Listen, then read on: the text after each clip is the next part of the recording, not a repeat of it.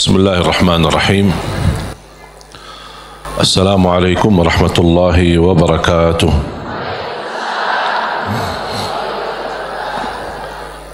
الحمد لله رب العالمين، وأشهد أن لا إله إلا الله وحده لا شريك له ولي الصالحين، وأشهد أن سيدنا ونبينا محمدا عبده ورسوله الصادق الأمين. اللهم صل وسلم وبارك على سيدنا محمد وعلى آله وصحبه ومن تبعهم بإحسان إلى يوم الدين. سبحانك لا علم لنا إلا ما علمتنا إنك أنت العليم الحكيم. Alhamdulillah wa syukurillah. Selalu kita bersyukur kepada Allah Subhanahu wa Ta'ala atas kelimpahan banyak nikmat. Nikmat terbesar nikmat Islam, iman, nikmat umur. Sampai saat ini kita masih bisa beribadah, masih bisa berbuat kebaikan, dan ini murni karunia dan taufik dari Allah Subhanahu wa Ta'ala. Jangan ada yang merasa diri hebat, aku lebih baik daripada yang lain, aku bisa berbuat baik, orang lain tidak bisa. Itu bukan karena kehebatan kita atau kelebihan kita. Kalau kita merasa diri bisa berbuat sesuatu, berarti harus kita banyak istighfar. Dan kita kembalikan segala karunia, segala kemampuan, segala ibadah dan kebaikan yang kita lakukan, kita ingat ini karunia dari Allah Subhanahu wa Ta'ala. Iyyaka na'budu wa iyyaka nasta'in. Hanya kepadamu ya Allah kami beribadah, dan hanya kepadamu ya Allah kami memohon pertolongan. Di antara permohonan dan meminta pertolongan Allah Subhanahu wa Ta'ala adalah hidayah. Ihdinas siratal mustaqim. Hidayah dalam segala hal. Karena hidayah ada dua macam. Hidayah dalalah atau irsyad. Hidayah irsyad atau dalalah. Maksudnya hidayah irsyad adalah ilmu yang kita belajari. Kita hadir di majlis seperti ini ingin mendapatkan hidayah.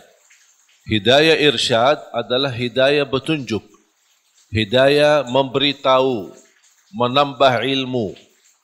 Karena tambah ilmu kita tidak bisa mendapatkan hidayah dari Allah Subhanahu wa Ta'ala. Semakin kita mengenal Allah lewat hidayah irsyad, semakin bertambah cinta kita kepada Allah Subhanahu wa Ta'ala.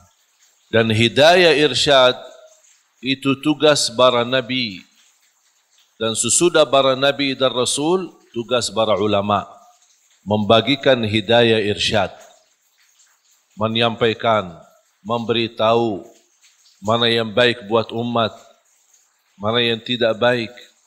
Itu hidayah pertama. Termasuk anda sekalian, Bapak Ibu, menghadiri majlis tempat belajar ilmu. Selepas majlis anda kembali, anda membawa hidayah irsyad. Bisa anda menyampaikan kepada keluarga yang tidak sempat hadir. Dan alhamdulillah, dengan teknologi sekarang kita bisa berdakwah. Tidak harus kita memiliki ilmu yang banyak untuk berdakwah. Satu kebaikan yang kita belajari, sampaikan kepada yang lain. Kalau kita belum sempurna menamalkannya, barangkali yang kita sudah sampaikan, orang lain bisa menamalkan lebih baik daripada diri kita, kita mendapatkan pahala yang sempurna. Oleh karena itu, buat apa kita berdakwah menyampaikan? Dan saya meyakinkan, ketika saya menyampaikan sesuatu, bukan karena saya lebih baik daripada Bapak Ibu, tapi saya berharap dari Allah, ya Allah apa yang saya sampaikan, barangkali ada di antara jamaah yang bisa mengambil dan menjadi lebih baik daripada saya. Itulah yang saya ingin mendapatkan pahalanya. Oleh karena itu ketika kita menyampaikan, jangan ada yang merasa diri, kok aku belum ustaz, aku belum berilmu, aku belum fantas, masih banyak kekurangan, dosa saya masih banyak. Ya semua kita berdosa. Siapa yang tidak berdosa? Coba sebutin manusia yang tidak berdosa. Hanya Nabi dan Rasul yang Allah selamatkan dan lindungi mereka. Selain itu semuanya berdosa. Sahabat Rasulullah SAW pernah berdosa dan semua ulama berdosa. Tidak ada yang maksum dan bersih dari dosa. Dosa besar, dosa kecil, tidak ada yang suci. Tapi karunia bagi ulama, aulia, salihin, ketika mereka berdosa, mereka sendiri tambah ditegur, tambah diingatkan, mereka sendiri sadar. Karena terisi hati mereka sifat malu sama Allah Subhanahu wa Ta'ala. Terlanjur jatuh dalam dosa, mereka segera bertaubat dan memohon ampun kepada Allah Subhanahu wa Ta'ala. Oleh karena itu, jangan kita melihat sifat kita yang menjadi hal menghalangi kita menyampaikan kebaikan. Kalau ada orang yang menolak kita, biarkan aja. Kita hanya sampaikan. Dan apa yang kita jalani lillahi ta'ala. Kalau memang lillahi ta'ala, jangan melihat nilai manusia. Ingat itu. Apapun yang anda lakukan lillahi ta'ala, jangan melihat apa kata manusia. Tolong hafal itu. Apapun amalan, ibadah, tahajud, hadir majlis ilmu, silatul rahim, apapun amalan kebaikan. Kalau betul-betul lillahi ta'ala, jangan melihat atau mencari atau menunggu apa kata manusia. Karena manusia tidak semua bisa sama. Ada yang mengucapkan baik, ada yang mengucapkan, sombong itu orang. Dia merasa diri hebat. Macam-macam. Membuat tersinggung perasaan.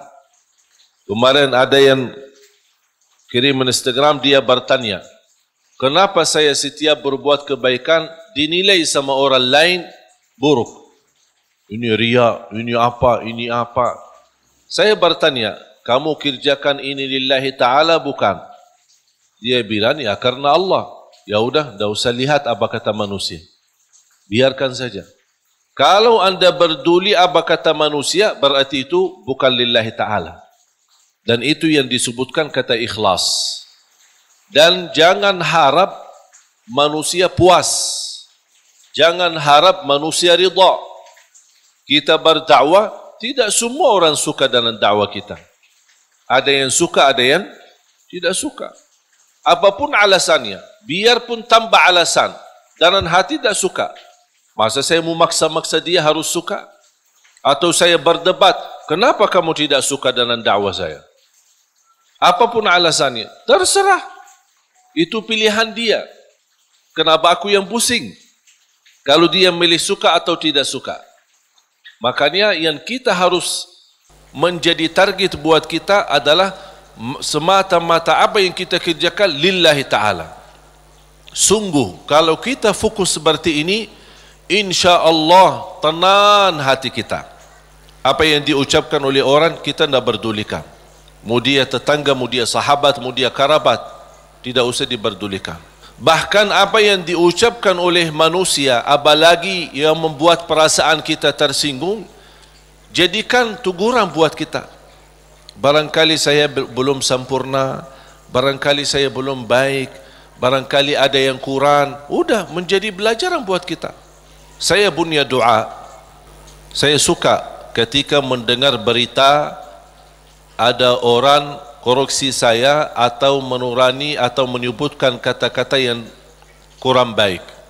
Berhati-hatilah sama Syekh Ali Jabir atau apalah gitu. Begitu saya mendengar berita, saya suka mengucapkan satu doa. Ya Allah, kalau perkataan dia benar terhadap saya, ampunilah saya. Kalau perkataan dia tidak benar, ampunilah dia. Sudah selesai. Karena orang yang mengucapkan sesuatu pasti salah satu, benar atau salah. Kalau ternyata yang dia ucapkan fitnah, hanya ingin menjatuhkan nama baik, hanya ingin merusak nama baik, hanya ingin membuat fitnah, berarti saya mohon Allah ampuni dia. Semoga dia diampuni Allah. Tapi kalau apa yang dia ucapkan, oh ternyata benar, walaupun seberapa persen, oh benar, bagi saya ini menjadi pelajaran supaya saya lebih berhati-hati, lebih tambah ilmu, lebih mendalami agama, kemudian dan juga memohon ampun kepada Allah Subhanahu wa taala. Karena kita tidak maksum. Faham jamaah sekalian? Jadi tenang hatinya. Dengan ucapan orang yang jauh-jauh, malah kita yang pusing. Yang jauh biarkan jauh. Dan kita harus mengetahui irda'un nasi ghayatul la tudrak. Mencari ridha manusia itu sesuatu yang susah didapatkan. Susah. Tapi kita hidup di tengah manusia, bersabarlah menghadapi segala urusan, menghadapi segala tantangan. Man ardallah bisakhatin nas, ardallah radhiyallahu anhu wa arda anhu nas. Barang siapa yang mencari ridha Allah, walaupun manusia tidak suka, Allah akan ridha terhadapnya dan Allah jadikan manusia ridha. Wa man ardan nas bisakhatillah, sakhitallahu an wa askhata anhu nas atau askhata alaihi nas. Dan barang siapa yang mengharapkan ridha manusia dengan kemurkaan Allah, ada orang yang na'udzubillah dia lebih berduli manusia daripada Allah. Yang penting manusia suka, yang penting orangnya senang. Kalau Allah, dia tidak berduli. Apa yang akan terjadi, kata Rasulullah SAW, akan Allah murka terhadap dia dan Allah akan jadikan manusia tidak akan ridha terhadapnya. Berarti kuncinya di siapa? Di tangan Allah. Kembali kepada Allah Subhanahu wa taala. Makanya jemaah sekalian, ada satu ibadah bagi saya beribadi seindah ibadah. Indah ibadah, nikmat. Bahkan Rasulullah SAW sebutkan senjata bagi orang mukmin. Ibadah tersebut senjata, doa. Seindah ibadah bagi saya adalah doa. Bahkan orang yang tidak selalu berkenan berdoa kepada Allah, orang itu sombong. Sebagaimana Allah sebutkan di dalam surat Ghafir, surah 40 ayat 60. A'udzu billahi minasyaitonir rajim. Wa qala rabbukum ud'uni astajib lakum. Innal ladzina yastakbiruna an ibadati sayadkhuluna jahannama dakhirin. Sadaqallahul azim. Wa qala rabbukum ud'uni astajib lakum. Allah memerintahkan kalian untuk berdoa kepadaku, kata Allah, aku akan ijabah. Berarti kalau kita doa, berarti itu kan perintah. Ud'uni, perintah. Allah mengajak kita, memerintahkan kita berdoa. Dan Allah juga menjanjikan, astajib lakum, aku akan ijabah. Saya mengambil kesimpulan dari ayat ini, dan ada ayat yang lain. Saya suka berdoa seperti ini. Ya Allah, aku berdoa memohon kepadamu sesuai perintahmu. Sesuai perintahmu. Karena yang memerintahkan kita doa siapa? Allah. Ya Allah, aku berdoa memohon kepadamu atas perintahmu. Ya Allah, aku mohon diijabah sesuai janjianmu. Bisa enggak hafal doa ini? Nah, ini doa saya ini. Bisa? Itu kalau bahasa Arab namanya ta'wilul Quran. Namanya ta'wil Al-Quran. Mengambil ayat, memahami ayat tersebut dan bisa mengeluarkan doa dari makna daripada ayat itu. Allah memerintahkan kita berdoa dan Allah janji akan terima. Ya Allah, aku berdoa sesuai perintahmu. Karena Allah memerintahkan saya berdoa, aku berdoa. Tapi aku mohon diijabah sesuai janjianmu. Karena sungguh Innallaha la yukhliful mi'ad. Allah tidak mengingkari janji. Sebenarnya mengucapkan doa atau melafazkan doa itu kembali kepada kemampuan kita masing-masing. Tidak harus sesuai kata yang saya sampaikan, tapi yang saya harap Bapak Ibu fahami apa yang saya makna, apa yang saya maksud, dan ucapkan. Bisa Anda membuat ucapan sendiri yang bisa menjadi tanda hubungan Anda sama Allah Subhanahu wa taala. Karena doa adalah hubungan hamba sama Allah. Ada satu ayat di suratul Baqarah 186. A'udzu billahi minasy syaithanir rajim. Wa idza sa'alaka 'ibadi 'anni fa inni qarib. فإني قريب أجيب دعوة الداع إذا دعان فليستجيبوا لي وليؤمنوا بي لعلهم يرشدون. Ada sekelompok orang datang kepada Rasul. Ini sebab nuzul ayat ini. Arabbuna qaribun fanunajih am ba'idun fanunadih. Mereka bertanya sama Rasulullah SAW, ya Rasulullah, apakah Allah dekat, cukup kami bermunajat fanunajih, atau Allah jauh, perlu munadat. Munadat dalam bahasa Arab panggilan bagi orang yang jauh. Munadat. Kalau munajat orang yang dekat. Makanya dalam bahasa Indonesia disebut apa? Kita bermunajat kepada Allah. Makanya ada sahabat bertanya, ya Rasulullah, apakah Allah dekat? Cukup kami munajat, artinya tidak perlu kerasi suara, tidak perlu teriak-teriak, karena Allah sudah dekat. Munajat namanya kalau bahasa Arab. Makanya ketika saya mendapatkan kata munajat dalam bahasa Indonesia, ini sebenarnya dari bahasa Arab. Munajat bahasa Indonesia sama munajat dalam bahasa Arab. Tapi punya makna. Kalau yang selama ini Bapak Ibu yang fahami barangkali daripada munajat, doa kan? Ada arti yang lain selain doa? Tapi kalau dalam bahasa Arab munajat, doa kepada Allah yang sangat dekat. Itulah artinya. Munajat, berdoa kepada Allah yang sangat dekat. Makanya disebut kata munajat. Beda sama munadat. Terakhir T. Munadat. Munadat itu adalah panggilan bagi orang yang jauh. Misal kalau ada orang jauh, bilang apa? Fulan, saya di sini. Kan dia jauh, biar dia perhatikan kita. Itu kalau dalam bahasa Arab nada. Nada panggil orang yang jauh supaya dia bisa mendengar kita. Sahabat bertanya, Rasul, apakah Allah dekat? Cukup kami munajat atau Allah jauh? Perlu kami munadat. D dan terakhir T. Munadat. Rasulullah SAW diam, tidak menjawab. Turunnya wahyu membawakan ayat ini, suratul Baqarah ayat 186.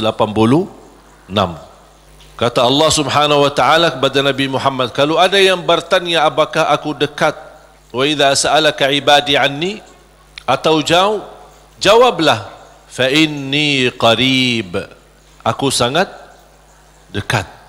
Fa inni qarib ujibu da'watad da'i idza da'an. Menijabah doa orang yang berdoa. Ini jaminan. Ujibu da'watad da'i idza da'an. Jadi jangan ada bahasa yang berkata doa aku tidak dijabah. Itu salah. Karena Allah berfirman, bahkan ada ikatan, yang berdoa kepada aku ijabah. Artinya apa? yang tidak berdoa kepada aku, buat apa aku ijabah? Betul enggak? Berarti Allah sudah kaitkan yang berdoa di yang tidak berdoa, tinggal anda milih. Tapi tidak boleh ada bahasa aku berdoa tapi kok kainnya diijabah. Oh, berarti salah kita. Tidak sesuai kalamullah, tidak sesuai ayat Al-Quran, bahkan tidak sesuai janji Allah, sebagaimana kita baca tadi di surat Ghafir, surah 40 ayat 60. Jadi jamaah sekalian, ketika berdoa, yakini doa itu bukan terpilih untuk seorang tertentu. Boleh minta doa sama orang saleh, guru kita, ulama, kiai, habaib, boleh. Ketika kita berkesempatan jumpa mereka, tolong doain, semoga lancar, boleh. Tapi kalau udah ketemu, dah mau berdoa, mau enggak? Ya harus mau. Masa tunggu-tunggu orang-orang yang saleh datang baru kita minta? Atau kita capek cari ke sana kemari? Kalau kita kebetulan di tempat yang tidak ada orang saleh, bagaimana? Masa tidak mau berdoa? Kalau tidak mau berdoa, itu justru tanda orang sombong. Berdoa dengan keyakinan Allah pasti ijabah. Jangan ada sedikit keraguan, apakah mau enggak Allah terima doa saya? Fantas enggak saya diterima doa? Perbuatan perilaku saya seperti ini. Jangankan doa kita, kira-kira siapa yang lebih jahat, kita atau setan? Hah? Oh, jawab dong. Oh, kalau ada yang jawab aku lebih buruk dari setan, na'udzubillah, ini kenal diri banget ini. Tak ada yang lebih buruk dan jahat daripada setan. Setan pernah berdoa, Allah ijabah doa ini. Apalagi kita. Setan yang sudah namanya seburuk makhluk, yang sudah terancam di masuk neraka, yang sudah berupaya untuk mengajak manusia masuk neraka, pernah berdoa. Tahu enggak doanya apa? Ketika dia menolak perintah Allah bersujud kepada Nabi Adam, Allah usir dia dari rahmatnya, dan Allah subhanahu wa ta'ala ancam dia masuk neraka. Apa permintaannya? Dia minta satu, kalau memang seperti ini, ya Allah, mohon panjangkan umur saya sampai hari kiamat. Satu-satunya makhluk yang umurnya panjang sampai hari kiamat itu syaitan, masih hidup. Sampai akan datang satu saat, itu menjadi salah satu ciri hari kiamat. Di akhir zaman, sudah di ujung dunia, Allah kirimkan sebuah angin. Setiap manusia beriman mencium angin itu, dihirup angin itu, akan langsung mati. Yang hanya tersisa di muka bumi yang tidak ada orang mengucapkan la ilaha illallah. Habis. Dan mereka sendiri yang nanti yang menjadi seburuk-buruk manusia di muka bumi, yang tidak ada sedikit pun beriman kepada Allah Subhanahu wa taala.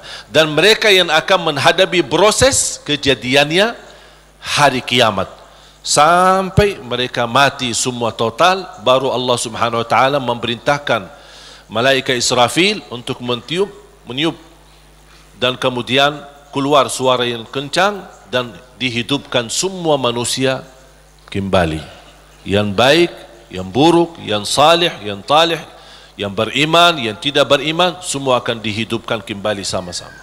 Jadi syaitan diijabah doanya. Kira-kira mana yang lebih fantas diijabah doa, syaitan atau kita? Kita sujud karena Allah, ibadah karena Allah, cukup di hati memiliki iman kepada Allah, itu sudah cukup menjadi bukti diijabah doa kita. Apalagi kalau disertai dengan berbuat kebaikan yang lain. Jangan ada yang membuat kita putus asa. Salat kita jarang, atau banyak lambat salat, atau ketiduran salat. Yang namanya manusia, bertaubatlah. Taubat. Suka ketiduran salat subuh, insya-Allah ada satu saat taubat, insya-Allah bangun salat subuh. Jangan menjadikan dosa membuat kita putus asa dari segala hal. Semuanya berdosa, bahkan harus berdosa. Tak ada manusia yang tidak berdosa. Sampai Rasulullah SAW bersabda, bukan kata saya, tapi itu bersabda Rasulullah SAW, kullu ibnu Adam khata', semua keturunan Adam bersalah, berdosa. Wa khairul khatta'in at-tawwabun, tapi yang baik atau yang terbaik di antara yang bersalah yang suka bertaubat. Siapa yang makhluk yang tidak berdosa? Tahu enggak? Malaika. Malaika satu-satunya makhluk yang tidak boleh berdosa.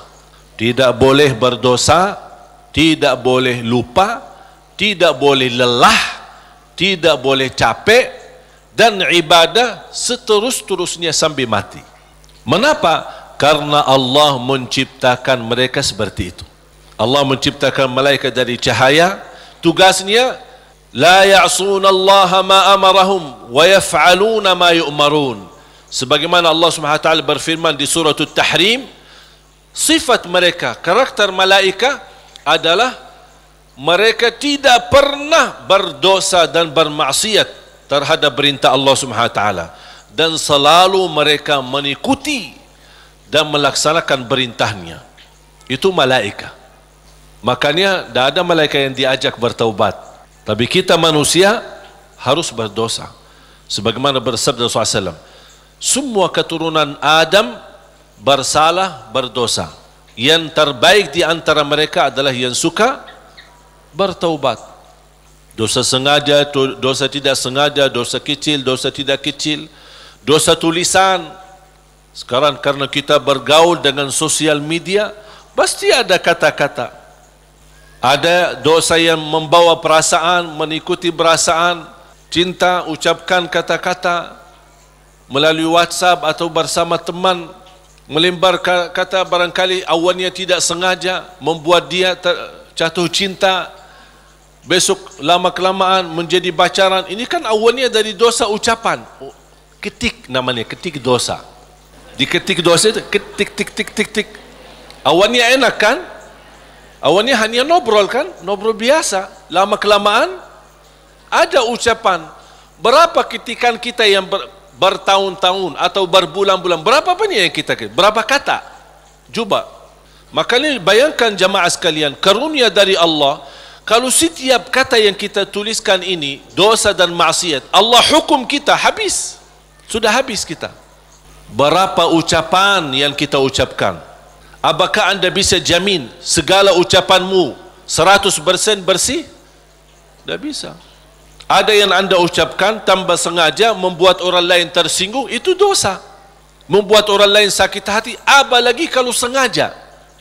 Makanya kenapa kita disuruh banyak istighfar? Karena dosa-dosa yang kita lakukan, tanpa kita sadari, mudah-mudahan diampuni Allah Subhanahu wa taala. Makanya salah satu karunia, kata Rasulullah SAW, wassalatu ila salat mukaffirat. Salat dengan salat selanjutnya di antaranya adalah terhapus dosa-dosanya. Dari hari Jumat ke Jumat berikutnya terhapus di antaranya dosa-dosa kita. Dari Ramadan sampai Ramadan yang akan datang terhapus dosa-dosanya di antaranya. Dan ini kan karunia dari Allah. Kalau bukan karunia ampunan dosa-dosa itu, antara salat, antara azan dan iqamah, antara Ramadan sama Ramadan, antara Jumat sama Jumat, aduh, dosa kita bakal banyak sekali. Makanya ada seorang curhat kepada Imam Al-Hasan Al-Basri rahimahullah, aku dulu suka tahajud, tiba-tiba malas tahajud. Apa jawab beliau? Terikat dirimu dengan dosa. Yang membuat kamu berat bangun tahajud dosamu, bukan malas. Ada orang, kok kenapa malas? Bukan malas, tapi ada dosa yang kita lakukan. Barangkali belakangan kita sering membuat hati ibu kita sakit. Ibu mengharapkan sesuatu, tapi kita malah menolak, membuat dia tersinggung. Di saat kita duduk bersama ibu, kita tidak merasa hatinya tersinggung. Kita pergi tidur malam hari, kok dah bangun tahajud. Oh, ternyata dosa kesinggungan hati ibu membuat kita terikat, tidak bisa bangun tahajud. Apalagi dosa yang sengaja kita lakukan. Jadi ketika kita merasa kekurangan ibadah, segera bertaubat dan istighfar. Karena kekurangan ibadah bukan karena malasmu, Bukan karena merasa diri sudah bosan beribadah, tidak. Pasti ada dosa. Harus bertanya diri, dosa apa yang saya lakukan sampai saya begitu malas ibadah? Dosa apa yang saya lakukan sampai sudah berubah sifat saya? Dulu saya suka salat di masjid, kok kenapa sekarang tidak suka ke masjid? Ada apa? Itu saking bahayanya dosa, sangat pengaruh dalam kehidupan kita. Makanya kalau kita terus beristighfar, selalu beristighfar, jangankan kita beristighfar karena dosa maksiat, beribadah saja kita butuh istighfar. Contoh, habis salat, Assalamualaikum warahmatullahi, Assalamualaikum warahmatullahi, terus Astaghfirullah. Kenapa? Apakah kita berbuat dosa? Apa itu salat dosa? Tidak, salat itu kebaikan. Tapi kenapa kita diminta habis selesai salat beristighfar? Seandainya ada kekurangan dalam salat kita, pasti kurang khusyuk, kurang ikhlas, banyak kekurangan dalam salat kita, ya Allah mohon diampuni dengan istighfar. Maka Rasulullah SAW sebagaimana diceritakan suka beristighfar dalam sehari lebih dari 70 kali. Ada satu riwayat 100 kali beristighfar. Bahkan kata Abdullah bin Umar radhiyallahu anhuma, saya duduk satu majlis sama Rasul, saya suka mendengar bisikan Rasul beristighfar, Rabbighfirli wa tub alayya innaka antat tawwabul ghafur. Rabbighfirli wa tub alayya innaka antat tawwabul ghafur. Ada satu riwayat, Rabbighfirli wa tub alayya innaka antat tawwabur rahim. Dalam satu duduk, sekali duduk 100 kali, kata Abdullah bin Umar, saya mendengar bisikan Rasulullah SAW beristighfar seperti itu. Rabbighfirli wa tub alayya innaka antat tawwabul ghafur. Sudah hafal belum? Coba. Rabbighfirli wa tub alayya innaka antat tawwabul ghafur. Memohon ampun, mohon diijabah dan diterima taubatnya. Allah Subhanahu wa taala Maha penerima taubat dan Maha Pengampun. Bapak Ibu jamaah sekalian dimuliakan Allah Subhanahu wa taala. Kembali lagi semua berdoa. Jangan ada yang ragu-ragu terhadap doanya. Dan ingat, doa kita pasti diijabah walaupun proses melalui 3 hal. Doa pasti diijabah walaupun proses melalui 3 hal. Yang pertama, diijabah doa kita menolak takdir yang buruk, menghilangkan takdir yang buruk. Contoh, kita memohon, ya Allah kasih aku jodoh, tapi jodohnya belum datang. Ternyata dalam takdir, karena kita sering berdoa meminta sesuatu, Allah sudah ijabah, tapi Allah memilih daripada memberi jodoh, ada yang lebih daripada itu. Apa? Ternyata ada takdir yang jauh lebih buruk daripada jodoh yang kita minta. Makanya Allah geserkan takdir buruk itu karena doa kita. Turunnya bala, turun bala dari langit. Bala turun dari langit. Doa naik dari bumi, dari kita. Pas di udara bertemu, bala sama doa berantem. Perkelahian antara doa sama bala. Yang kalah siapa? Bala, dan doa naik. Artinya bala tidak jadi turun. Itu saking kuatnya dan berkahnya doa kita. Berarti doa pasti diijabah. Proses pertama, doa yang kita minta Allah belum ijabah secara langsung sesuai permintaan, tapi Allah menolak sebuah bala yang kita tidak tahu. Misal, tertulis dalam takdir kita hari ini akan kena kecelakaan motor, tapi ternyata doa kita tidak pernah bilang, ya Allah selamatkan saya dari kecelakaan motor misalnya. Kita dah berdoa seperti itu, tapi karena Allah melihat dalam takdir ada bala yang akan turun hari ini, tapi karena kita suka berdoa, Allah memilih mana yang baik. Allah yang lebih tahu mana yang baik. Apakah ijabah sesuai permintaan atau Allah memberi penggantinya yang lebih baik. Ternyata penggantinya yang lebih baik Allah memilih tolak bala. Allah bisa saja kasih jodohnya tapi karena kecelakaan motor. Nanti merasa nyesal. Aduh, baru sudah nikah atau ketemu jodohnya malah dirawat di rumah sakit. Kesal enggak? Merasa aduh gimana gitu. Makanya percaya jamaah sekalian, pilihan Allah itulah yang terbaik. Ada orang minta sama saya, boleh enggak saya berdoa? Saya suka sama seorang misal. Saya jatuh cinta sama dia. Boleh enggak saya berdoa, ya Allah aku minta dia, si fulanah itu, si ini. Boleh enggak saya berdoa seperti itu? Saya jawab apa? Kira-kira jawab apa? Boleh saja. Tapi saya usulkan, serahkan aja kepada Allah. Dan apa? Ya Allah, kalau memang dia baik bagi saya, mudahkan. Kalau tidak baik, ganti yang lebih baik. Tapi gimana aku jatuh cinta sama dia? Nah, itu beda urusan. Nanti ada satu cerita, insya Allah indah, bisa menambah wawasan buat kita. Yang kedua, diijabah doa kita dan diberi oleh Allah Subhanahu wa taala sesuai permintaan. Apakah saat ini atau besok atau bisa lama. Tapi kita percaya pilihan Allah itulah yang terbaik. Yang ketiga, doa yang kita minta atau yang kita selama ini bermunajat, ternyata bala masih terus menimpa kita. Musibah kita terus ketemu. Selesai satu masalah, tambah lagi masalah.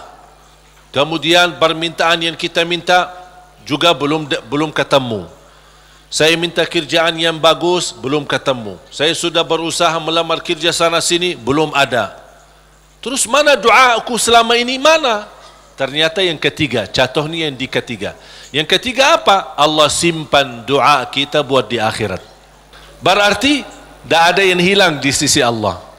Kalau tidak tertolak bala, tidak diijabah sesuai permintaan, berarti yakini, oh disimpan di akhirat. Sahabat dan orang salih lebih suka doanya selama di dunia disimpan buat akhirat, karena di akhirat bakal lebih butuh bantuan dan pertolongan Allah dan berkat doa kita. Faham? Walaupun sifat manusia ingin melihat secara langsung. Minta, ya Allah minta rumah, ada rumah. Minta ini, ada ini. Mohon maaf Bapak Ibu, kalau Allah ijabah atau berikan sesuai permintaan kita, nanti kita berhenti berdoa. Apapun yang kita minta, ya Allah aku minta mobil, dapat mobil. Minta kerjaan, dapat kerjaan. Minta jodoh, dapat jodoh. Minta rumah, dapat rumah. Mau haji, dapat haji.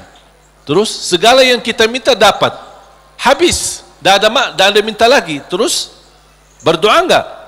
Dah ada berdoa. Tapi kalau Allah belum kasih, kita doa lagi enggak? Doa, minta lagi. Coba kata Umar bin Khattab, ketika anda berdoa jadi seperti anak kecil. Anak kecil kalau dia minta sama ibunya gimana? Nangis enggak? Berhenti nangis sebelum dikasih? Belum kan? Dia nangis sampai begitu dikasih gimana? Berhenti enggak nangisnya? Anda harus seperti itu. Doa nangis. Ya Allah belum kasih, aku nangis lagi dong. Belum dikasih, nangis lagi. Sampai Allah berkenan kasih. Dan ini sebenarnya bukan tujuannya Allah kasih atau tidak. Tapi ingat, titisan air mata ini yang menangis karena Allah akan selamatkanmu dari siksa neraka Jahannam. Rasulullah SAW bersabda, وَعَيْنٌ بَكَتْ مِنْ خَشْيَةِ اللَّهِ حَرَّمَهَا اللَّهُ عَلَى النَّارِ لَا تَمَسَّهَا النَّارِ. Barang siapa yang menangis karena Allah, akan Allah haramkan jasadnya disuntuh oleh neraka Jahannam. Berarti kita tidak rugi, tidak ada rugi. Biarpun tidak diijabah, ternyata titisan air mata berharga. bisa menjaminkan kita selamat dari siksa neraka Jahannam. Mau apa lagi? Nangisnya berharga, doanya pasti diijabah, dan cukup dari doa kita sudah membuat ibadah atau membawa sebuah ibadah yang dicintai Allah, karena Allah suka bisikan hamba. Apalagi kalau lama tak berdoa, Allah merindukan suara doanya kita. Apalagi doa yang tulus dan ikhlas. Makanya kadang-kadang kalau kita tidak diberi doa atau tidak beri permintaan atau tidak beri permohonan kita, terus kita berdoa terus sampai diuji, sampai di macam-macam, sampai kita merasa sudah tertekan, tidak kuat. Kira-kira bisikan doa kita seperti apa nanti? Dalam keadaan doa, dalam keadaan susah atau senang? Menurut saya doa dalam keadaan susah jauh lebih murni daripada doa dalam keadaan senang. Kalau dalam keadaan senang, artinya ya biasa-biasa aja, dapat atau tidak dapat. Tapi coba kalau lagi stres, lagi pusing, lagi galau, gimana bisikan doa? Ya Allah, udah nangis duluan. Kata Allah, lama sekali. Makanya itu subhanallah, saya mengambil kesimpulan dari doa. Justru doa tanda Allah merindukan suara doa kita. Oleh kerana itu jamaah sekalian, jangan berhenti berdoa, terus berdoa. Nabi Yunus alaihissalam ketika tertahan di dalam perutnya ikan berlama-lama di bawah laut, dia tidak pernah berhenti dengan mengucapkan la ilaha illa anta subhanaka inni kuntu minadh zalimin. Kata Imam Ibnul Qayyim rahimahullah, barang siapa yang membaca doa ini dengan sepenuh keyakinan, pasti diijabah oleh Allah hajatnya. Karena Allah habis doa ini, apa kata Allah? Fastajabna lah, kami terima dan menijabah doanya. La ilaha illa anta subhanaka inni kuntu minadh zalimin. Oleh kerana itu kembali lagi, doa kita diijabah atau tidak? Saya bertanya, doa kita diijabah atau tidak? Diijabah. Yakin? Terus berdoa. Dalam keadaan apapun selalu kita berdoa. Apalagi dalam keadaan susah yang kita yakini tidak ada Tuhan yang bantu kita, tidak ada makhluk yang bisa menolong kita, tidak ada sesuatu yang bisa mengangkat segala musibah dan bala yang kita hadapi, hanya Allah subhanahu wa ta'ala. Apalagi dalam sujud, sempatkan dalam sujud, karena Rasulullah SAW bersabda, aqrabu ma yakunul abdu ila rabbi wa huwa sajid. Hamba ketika dalam keadaan sujud, posisinya sangat dekat kepada Allah. Makanya di akhir hadis Rasulullah SAW bersabda, fa'akthiru minad du'a, berbanyalah doa. Bisa menikmati doa insyaAllah mulai hari ini. Doa menurut saya sesuatu hubungan yang sangat indah sama Allah. Apalagi kalau bisa berdoa dengan cara curhat. Bisa enggak curhat sama Allah? Kalau lagi galau suka curhat enggak? Sering saya terima, Ustaz boleh curhat enggak? Terus saya bilang apa ya? Boleh atau tidak? Saya bertanya, sudah curhat sama Allah belum? Dia bilang belum. Mau sama Ustaz dulu katanya. Ada saja. Belajar bagaimana bisa curhat. Sungguh kalau kita sudah biasa curhat sama Allah, tidak bakal curhat sama manusia. Jadi ketika berdoa, jangan hanya minta, ya Allah tolonglah, tolonglah ya Allah, ampunilah. Jangan hanya suka minta, cerita. Bisa enggak anda cerita? Allah kan lebih tahu. Allah tahu segala sesuatu. Tapi salah apa kalau saya cerita? Apa yang terjadi hari ini? Ya Allah, aku sudah niat baik, niat tulus, dan saya pergi ke sana malah seperti ini, dicaci maki, dihina, malah dianggap, dan su'uzzan, buruk sangka. Habis gimana ya Allah? Cerita, curhat, seperti meminta solusi dari Allah Subhanahu wa taala.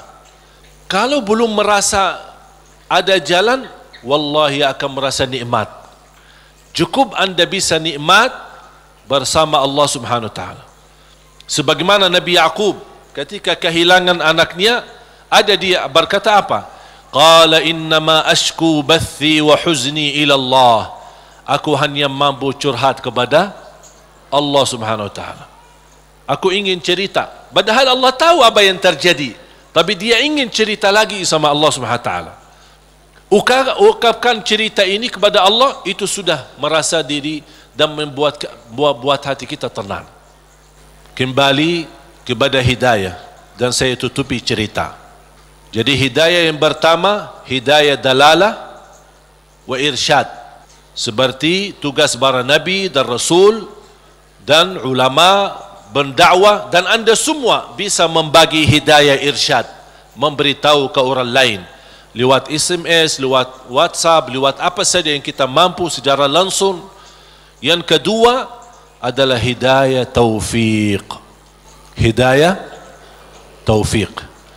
Habis kita dapat hidayah irsyad, habis kita sudah tahu, habis kita belajar, angkat tanganmu, ya Allah, berilah kepada diri aku, berikan kepada kami semua hidayah taufiqmu, agar ilmu yang saya belajari bisa saya amalkan, bisa menjadi saksi baik, bisa membuat saya lebih baik, bisa merubah saya menjadi lebih baik, bisa menjadi mulia di mata manusia dan mulia di matamu ya Allah.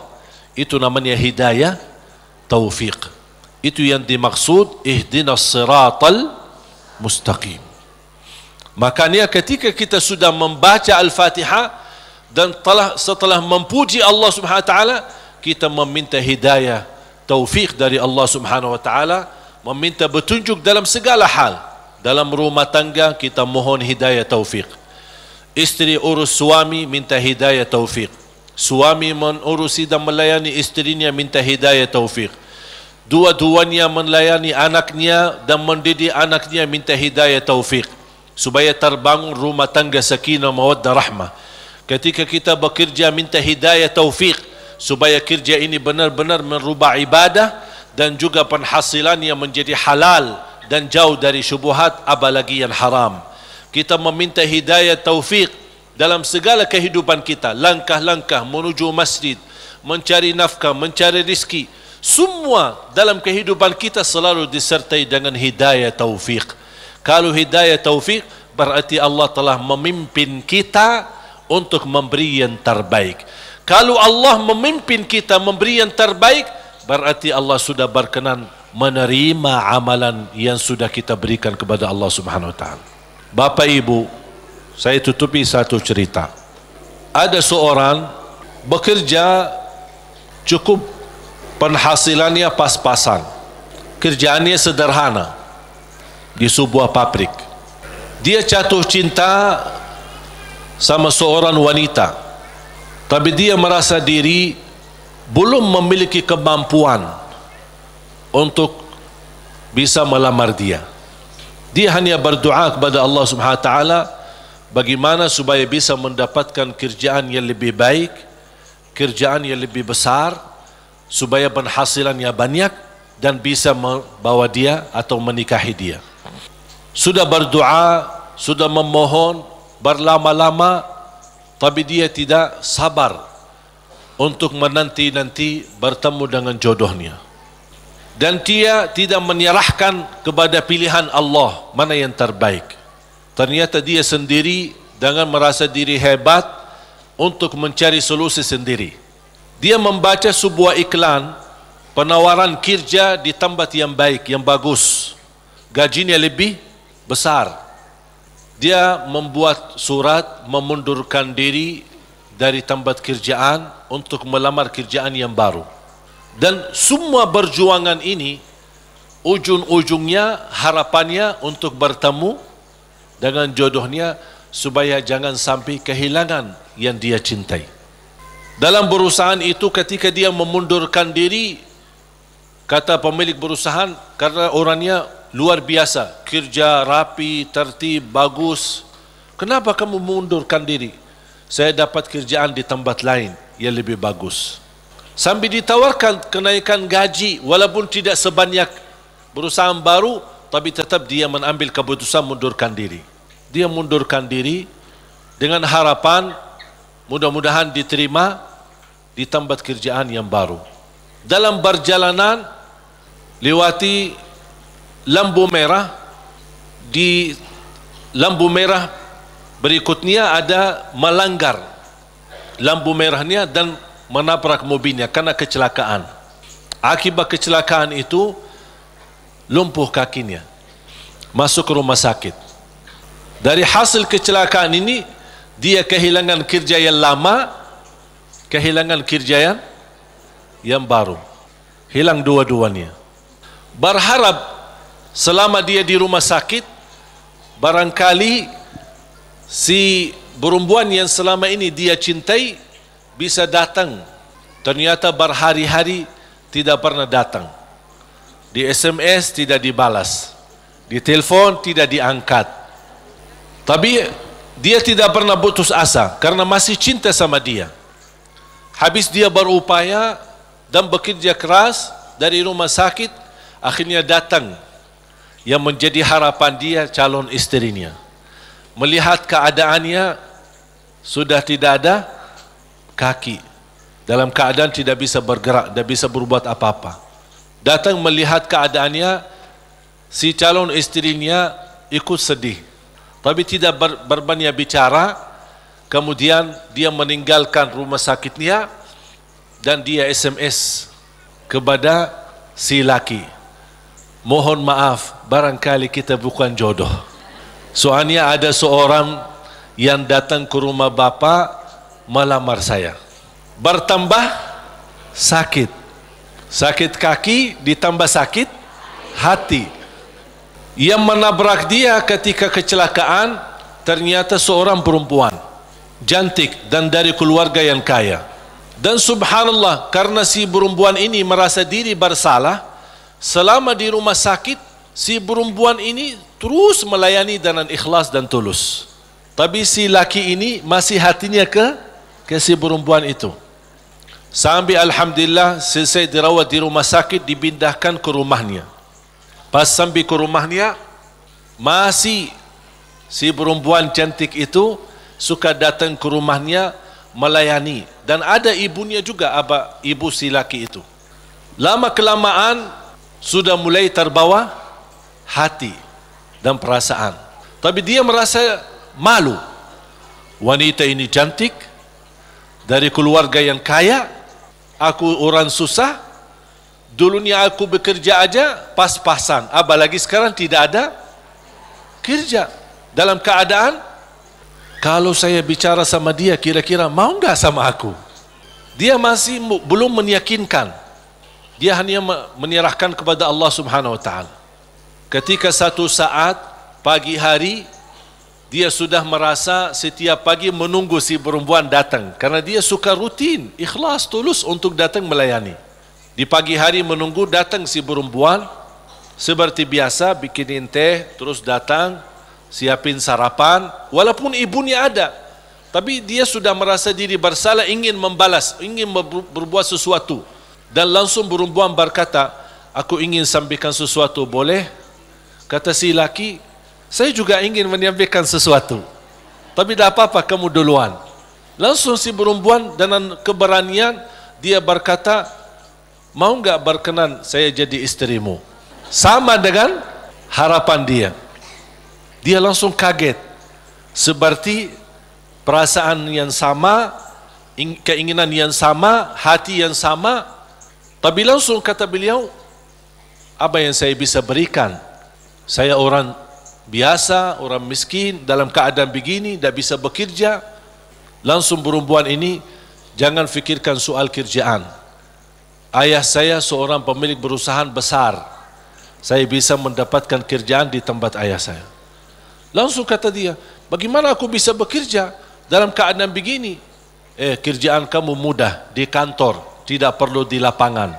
Jadi dapat kerjaan yang jauh lebih enak, gaji lebih besar, dengan istri yang lebih cantik.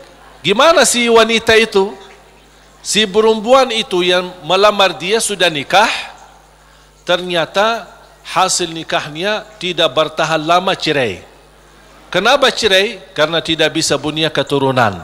Sedangkan si laki yang kena kecelakaan, dia ingin nikahi perempuan itu karena ingin mendapatkan keturunan, karena dia suka sama anak-anak. Allah tahu kesukaan dia tidak akan dapat dengan perempuan ini, makanya Allah memilih dia dapat perempuan yang jauh lebih cantik, lebih kaya, bahkan terjamin mendapatkan keturunan. Walaupun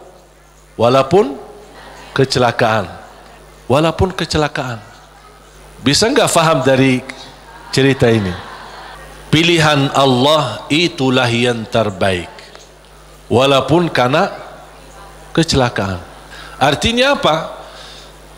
Orang kecelakaan atau tidak kecelakaan, yakini pilihan Allah itulah yang terbaik. Makanya saya usulkan, kalau anda berdoa meminta sesuatu, disertai doamu dengan kata, ya Allah, kalau memang ini yang baik, mudahkan.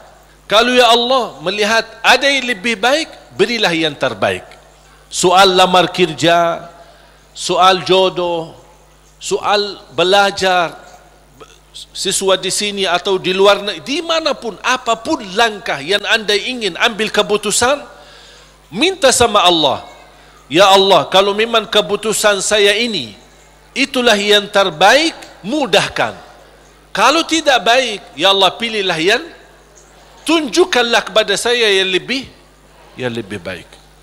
Percaya, Allah tidak ingin membuat kita susah, makanya jangan kita membuat diri susah.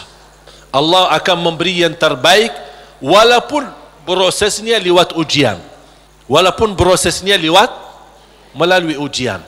Karena bisa jadi melalui ujian anda bisa menjadi jauh lebih mulia dan jauh lebih terkabul hajat sesuai pilihan Allah Subhanahu wa taala. Saya tidak milih datang ke Indonesia, bahkan tidak pernah berdoa, ya Allah bawa saya ke Indonesia, dan tidak pernah menjadi cita-cita saya untuk ke Indonesia. Tapi saya yakini apa yang Allah pilihkan buat saya nikmati, saya juga memberi yang terbaik karena Allah Subhanahu wa taala. Makanya di mana Allah tempatkanmu, di mana Allah posisikanmu, berilah yang terbaik lillahi taala, menjadi pertama tanda syukur kita atas posisi kita, dan mudah-mudahan itulah yang menjadi pilihan Allah. Kalau itu yang menjadi pilihan Allah, berarti percayalah itulah yang terbaik. Faham? Mohon maaf Bapak Ibu, cerita yang saya ceritakan jangan cari dalam Quran ya. Tidak ada ya. Ini buatan saya ini. Saya buat cerita hanya ingin memberikan gambaran dari kesimpulan ayat dan hadis. Memang ternyata pilihan Allah yang terbaik, walaupun proses lewat ujian. Mungkin pernah dulu saya menceritakan cerita gigitan anjing. Ingat gak? Masih ingat gak? Lupa ya? Hah? Mau gak cerita? Boleh satu? Hah? Boleh gak? Ada seorang berdoa, ya Allah, aku mohon jodoh yang salihah, yang cantik, yang kaya. Itu doanya. Minta yang salihah, cantik, kaya lagi. Karena dia orang miskin. Dapat miskin ya tambah susah lagi. Tak ada doa yang lain. Tak pernah berdoa, ya Allah ampunilah saya, ya Allah rahmatilah. Itu aja doanya. Bismillahirrahmanirrahim. Ya Allah jodoh yang baik, yang salihah, yang cantik, yang kaya. Dapat sedikit rezeki, pergi haji. Selama dia tawaf, ya Allah jodoh yang salihah, yang cantik, yang kaya. Safa Marwa, ya Allah jodoh yang salihah, yang cantik, yang kaya. Itu aja doanya. Fokusnya luar biasa. Pas pulang kembali ke tanah air, dalam keadaan sedang memimpikan dan membayangkan bagaimana ketemu jodohnya. Pas di kampung malam hari dia melewati jalan, dikejar anjing. Dan anjing sifatnya kalau kita lari, dikejar sampai digigit kakinya. Datang ambulan, dibawa ke rumah sakit. Pas dalam perjalanan dia merasa nyesal. Ya Allah, selama ini minta jodoh yang salihah, yang cantik, yang kaya. Masa dikirimkan anjing? Merasa tidak terima gitu. Jadi aku selama ini minta ini, kok dikirimin anjing? Artinya ujian. Dia tidak mau, merasa diri tidak terima. Pas sampai ke rumah sakit, dirawat sama seorang dokter yang salihah, yang cantik, yang kaya, jadi jodohnya. Berarti Allah sudah ijabah kan? Tapi kata Allah, soalnya dia selama ini kan sehat, tidak pernah sakit. Allah kirimkan anjing gigit dia supaya sakit, dan ketemu jodohnya di rumah sakit. Alhamdulillah. Ya insyaAllah mudah-mudahan digigit.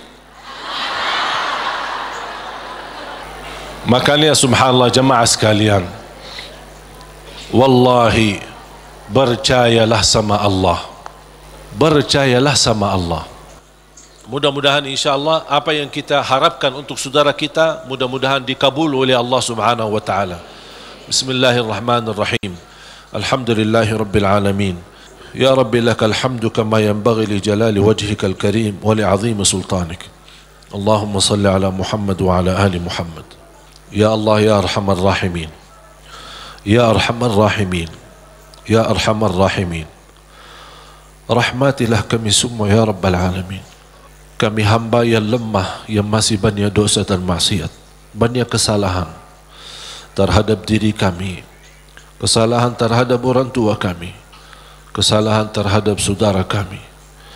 Ya Allah, kami sangat membutuhkan rahmat-Mu, karena rahmat-Mu akan mampu memimpin kami dalam kehidupan kami sampai akhir hayat. Rahmatilah kami semua, hidupkanlah kami dalam keadaan iman, wafatkanlah kami dalam keadaan Islam. Jadikan kami bersama hamba-hamba-Mu yang salih-salihah.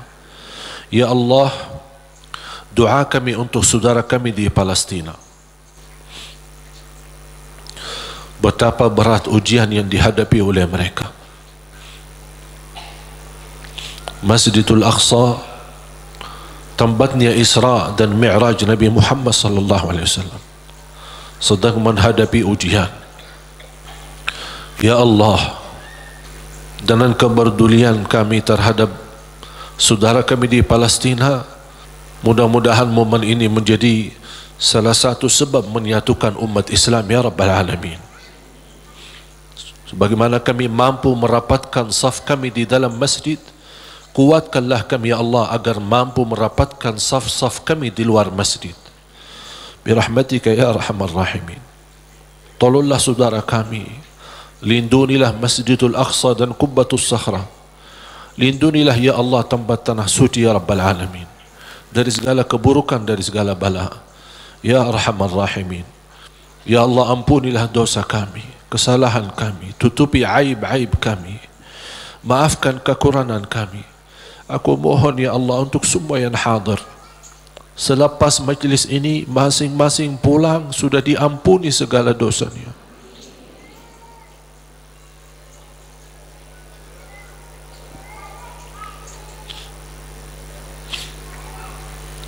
Disucikan hatinya, dibersihkan jiwanya, diselamatkan setiap langkah-langkahnya, terkabul segala keinginannya dan doanya. Ya Allah, di antara kami yang sakit, sembuhkan penyakitnya, sehatkan badannya. Di antara kami yang belum mampu meninggalkan dosa dan maksiatnya karena hawa nafsunya, ya Allah, kuatkan hatinya, sempurnakan imannya agar mampu meninggalkan dosa dan maksiatnya dan terima taubatnya ya Dzal Jalali wal Ikram. Ya Allah, berikan kepada kami kemampuan istiqamah sampai akhir hayat, istiqamah Islam iman sampai akhir hayat, istiqamah beribadah sampai akhir hayat. Akhiri hayat kami dengan husnul khatimah, husnul khatimah, husnul khatimah ya Allah. Ighfir lana wa liwalidina warhamhum kama rabbawna sighara. واغفر لجميع المسلمين والمسلمات والمؤمنين والمؤمنات الأحياء منهم والأموات.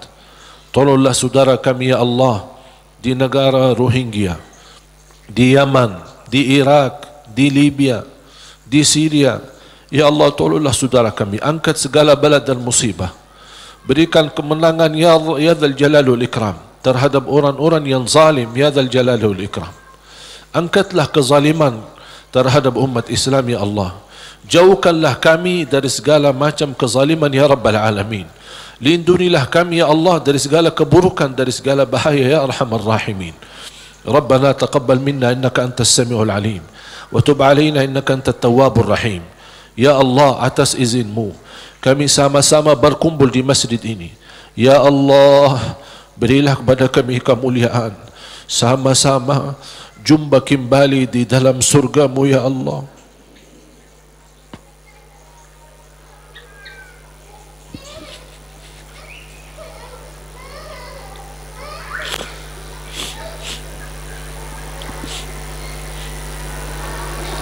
Berikan kepada kami kemuliaan, sama-sama bertemu kembali di dalam surgamu ya Allah bersama Nabi Muhammad sallallahu alaihi wasallam.